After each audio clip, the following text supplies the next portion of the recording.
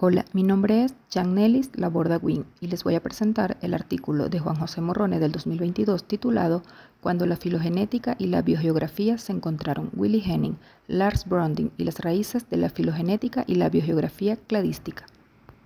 Willi Hennig en 1960 aplicó un enfoque filogenético al analizar la fauna de díptera de Nueva Zelanda.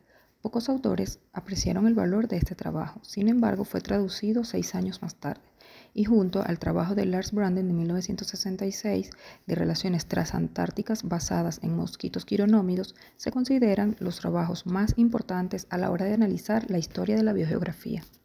La biogeografía cladística o biogeografía de la vicarianza usualmente se asume para representar un enfoque diferente derivado de la combinación de la biogeografía de Crozat con la sistemática filogenética de Hennig.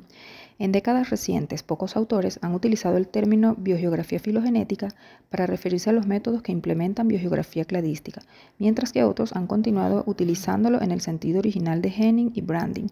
Estos que vemos acá son los tres autores principales impulsores de este enfoque, Plachnik, Nelson y Rosen, los cuales veremos con detalle más adelante.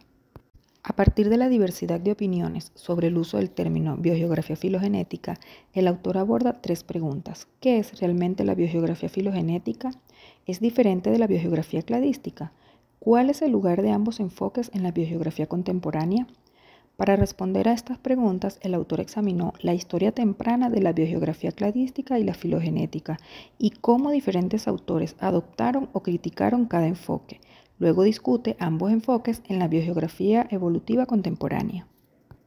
Willi Hennig en 1950 inició el periodo moderno de la sistemática filogenética y aunque su objetivo principal fue presentar los principios y conceptos de la sistemática filogenética, destacó la relevancia de la distribución geográfica de los organismos.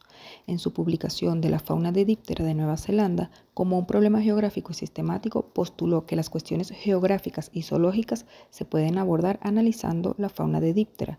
Y así se planteó tres preguntas clave. ¿De qué otra área han recibido elementos esta fauna? ¿Con qué otras áreas se ha conectado? ¿Cuándo? ¿Cuánto tiempo? ¿Y en qué secuencia estas conexiones existieron?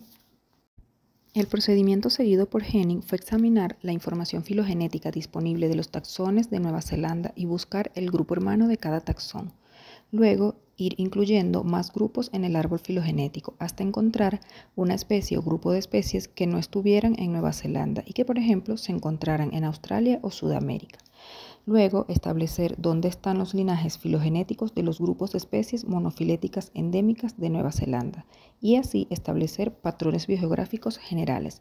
Vemos en la figura el establecimiento de la relación geográfica de un taxón de Nueva Zelanda a través de la búsqueda del grupo hermano. En A, un caso simple de un árbol filogenético completamente resuelto y en B, un caso en el que se desconocen las relaciones filogenéticas de las especies de Nueva Zelanda.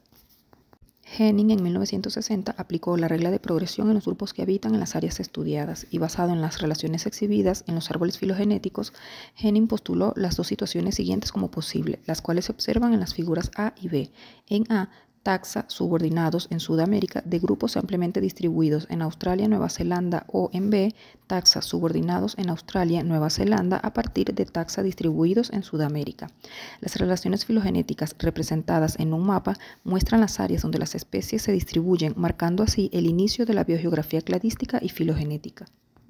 Lars Brunding y las relaciones biogeográficas transantárticas. Fue un entomólogo sueco y el autor más importante en la aplicación de la biogeografía filogenética de Hennig. Adoptó la idea de Hennig de la búsqueda del grupo hermano, el cual llamó principio de Hennig.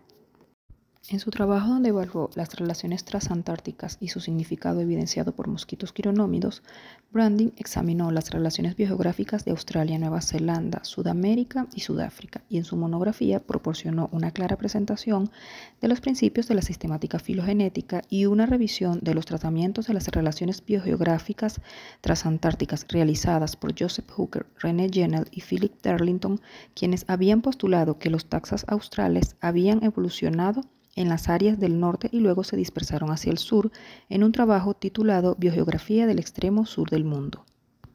Después de los tratamientos de los taxa, Brandig aplicó los principios de la biogeografía filogenética a su distribución geográfica y presentó los árboles filogenéticos de Podonomine, Afrotenide y Diamesine, indicando las áreas donde los taxa terminales se distribuyeron. Basado en los árboles filogenéticos, él concluyó que ha habido una conexión directa entre Nueva Zelanda y Australia. Los taxones hermanos de los grupos de Nueva Zelanda se distribuyen en el sur de América o en Sudáfrica más Australia, y los taxones australianos representan siempre ramificaciones apomórficas de taxas sudamericanos.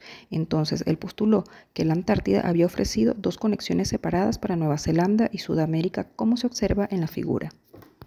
Por su parte, Jackson Darlington criticó las aplicaciones de la biogeografía filogenética de Brandig y afirmó lo siguiente: es ilógico, inconsciente con las situaciones de la naturaleza y no útil en la práctica.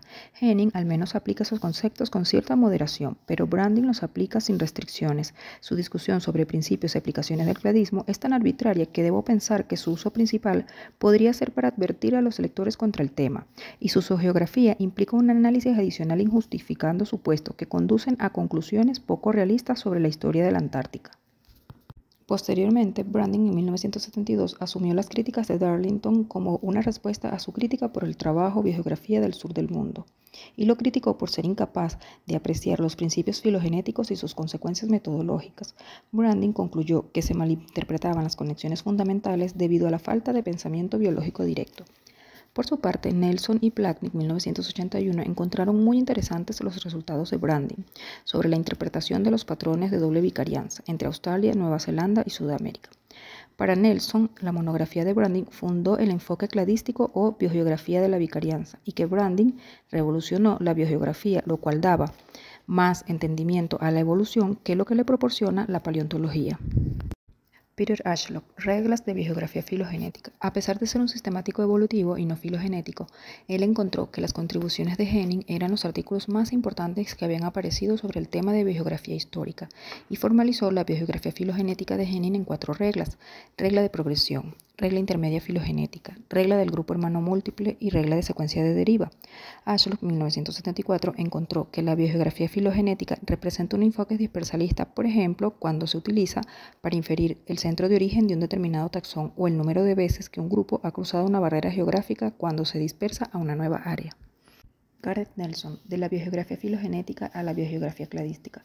Gareth Nelson, uno de los autores quien formalizó la biogeografía cladística, discutió los enfoques de Henning y Brandig. Unos años más tarde, en 1974, abandonó su enfoque anterior, después de aceptar los argumentos de Crossack de 1958 sobre explicaciones de vicarianza, y postuló que la dispersión no podía resolverse de manera realista y que la regla de progresión de Henning era defectuosa en la resolución de episodios de dispersión en casos donde no ocurrió dispersión, y que necesitaba ajustes para eliminar ese defecto, y presentó un ejemplo donde una explicación dispersalista es incorrecta. En cambio, la vicarianza es el proceso involucrado, como veremos en la próxima figura.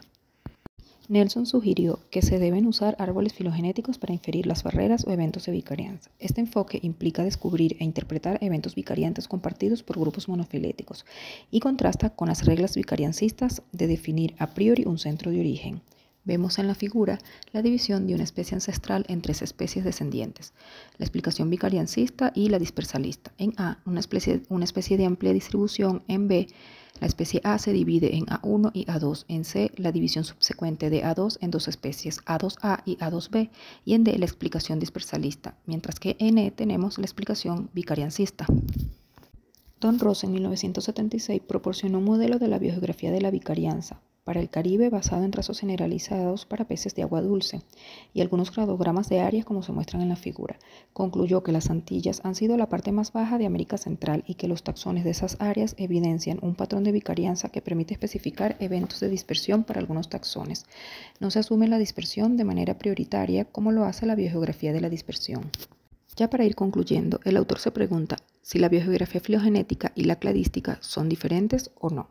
Estas son algunas de las conclusiones obtenidas por el autor al evaluar la historia de la biogeografía. La mayoría de los autores considera que la biogeografía filogenética representa una implementación filogenética del dispersalismo y que la diferencia con la biogeografía cladística es que esta es un enfoque vicariancista. Finalmente, el autor concluye que ambos enfoques pueden ser complementarios, sobre todo en estudios de áreas complejas, donde la vicarianza y la dispersión juegan roles importantes. Gracias por su atención, espero que les sirva este resumen del artículo.